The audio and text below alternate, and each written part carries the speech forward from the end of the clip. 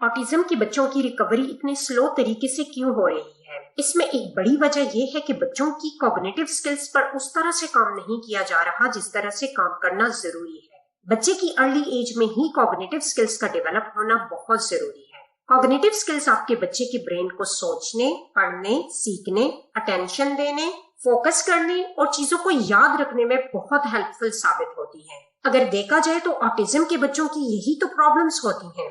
यकीन जानिए, अगर आप अपने बच्चे की कॉग्निटिव स्किल्स पर सही से काम करते हैं तो आपको चंद वीक्स में ही अपने बच्चे में एक अमेजिंग चेंज देखने को मिलेगा।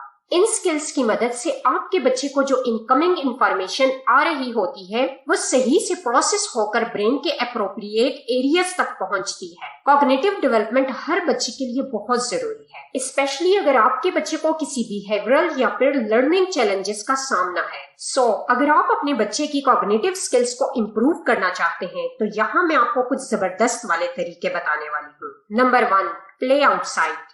बच्चों को घर से बाहर लेकर जाएं। बच्चों की कॉग्निशन को इम्प्रूव करने के लिए आउटडोर प्ले टाइम बहुत ज्यादा इफेक्टिव है, क्योंकि इससे आपकी बच्चे की मल्टीपल सेंसेस स्टिमुलेट होती हैं, इमेजिनेशंस बेहतर होती हैं। और एक इम्पोर्टेंट बात, don't just stick to your regular routine. एक ही जगह बच्चे को बार बार लेकर ना जाएं। बच्चों को डिफरेंट जगहों का एक्सपोजर दें। आप बच्चों को म्यूजियम ले जा सकते हैं, डिफरेंट पार्क्स ले जा सकते हैं, चिड़ियाघर या फिर डिफरेंट प्लेग्राउंड्स वगैरह ले जा सकते हैं। मतलब डिफरेंट जगहों पर लेकर जाएं ताकि आपका बच्चा हर एनवायरनमेंट को अडॉप्ट कर सके और डिफरेंट चीजों को एक्सप्लोर करे।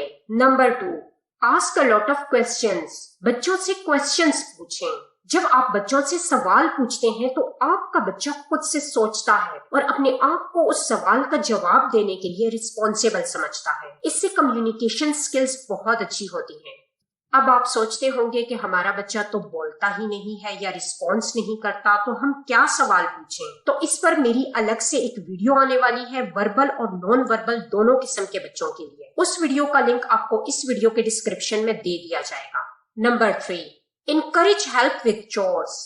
बच्चे को घर के छोटे छोटे कामों में इन्वॉल्व करें, खुसूसन जब आप देखें कि बच्चा छोटे छोटे कामों को खुद से करने की कोशिश कर रहा है, तो बेस्ट टाइम है ये कि आप उसको इनकरेज करें। घर के छोटे छोटे कामों का फायदा क्या होता है?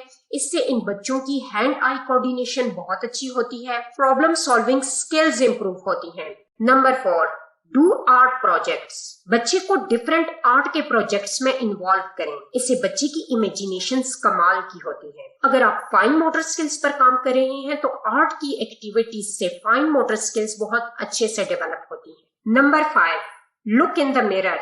बच्चे को मिरर के सामने खड़ा करें। शीशे के सामने जब बच्चा खड़ा होकर खुद को देखता है तो बच्चे का सेल्फ इमेज डेवलप होता है। बच्चा डिफरेंट फेसेस बनाता है डिफरेंट इमोशंस के साथ। अगर आपका बच्चा खुद से शीशे के आगे खड़ा होता है, खुद को ऑब्जर्व करता है, तो ये बहुत अच्छा साइन है। ऐसे बच्चों का सेल्फ कॉन्फिडेंस हाई होता है। आपने नोट किया होगा कि अक्सर बच्चे जब स्पीच करने के लिए तैयारी करते हैं तो उनसे कहा जाता है कि मिरर के सामने खड़े होकर स्पीच की प्रैक्टिस करनी है। और अक्सर लोग जब इंग्लिश स्पीकिंग की प्रैक्टिस करते हैं तो शीशे के सामने खड़े होकर स्पीकिंग प्रैक्टिस करते हैं, जिससे उनका कॉन्फिडेंस लेवल हाई होता है और वो दूसरों के सामने भी फ्लुएंटली इंग्लिश बोल पाते हैं। ये एग्जांपल्स देने का मकसद ये है कि शीशे के सामने जब बच्चा खड़ा होता है तो वो खुद को फेस करना सीख लेता है, उसका कॉन्फिडेंस बढ़ता है, और जो बच्चा खुद को फेस कर लेता है वो फिर बाकी दुनिया को भी फेस कर लेता है। Number 6, pretend play. ASD के बच्चों की कॉग्निटिव डेवलपमेंट में प्रिटेंड प्ले का बहुत बड़ा रोल है। प्रिटेंड प्ले से बच्चों की language, communication skills, expressions, social skills, इन सब में इंप्रूवमेंट आती है। इसके अलावा बच्चों की प्रॉब्लम सॉल्विंग स्किल्स इंप्रूव होती है, क्रिएटिविटी में इजाफा होता है, और सबसे बढ़कर तो ये कि इन बच्चों की जो out of the box thinking है वो बहुत इंप्रूव होती है। प्रिटेंड प्ले जैसे बच्चे अक्सर कोई रोल प्ले करते हैं, खुद को डॉक्टर शो करते हैं, फायर फाइटर बन जाते हैं या शेफ बन जाते हैं। बच्चियां डॉल्स के साथ डिफरेंट तरह से खेलती हैं। डिफरेंट ब्लॉक्स या लेगो टॉयज का यूज करके जब बच्चे एक इमेजिनरी दुनिया बना देते हैं, हाउसेस बनाते हैं, सिटीज बनाते हैं, इस तरह से अक्सर बच्चे खुद को कोई खास एनिमल शो करते हैं, उसकी तरह आवाज निकालते हैं। ज्यादा छोटे बच्चे हैं तो वो डिफरेंट पॉइंट्स के साथ परफॉर्म करते हैं और खुद को उस तरीके की सिचुएशन में इमेजिन करते हैं। ऐसी और भी बहुत सारी एग्जाम्पल्स हैं pretend play. Number 7, get into sports. बच्चे को स्पोर्ट्स की एक्टिविटीज में इंगेज करें। ASD के बच्चों के लिए स्पोर्ट्स हाईली बेनिफिशियल है, क्योंकि स्पोर्ट्स से न सिर्फ स्ट्रॉन्ग बॉडीज डेवलप होती हैं, बल्कि रिसर्च ये बताती है कि स्पोर्ट्स से बच्चों की स्ट्रॉन्ग माइंड्स भी डेवलप होते हैं। सो फिजिकल डेवलपमेंट के साथ साथ बच्चों में कोऑर्डिनेशन, मोटर स्किल्स, बैलेंस को मेंटेन करना, social interaction, focus and attention, self confidence and self esteem, ये सब चीजें इंप्रूव होती हैं।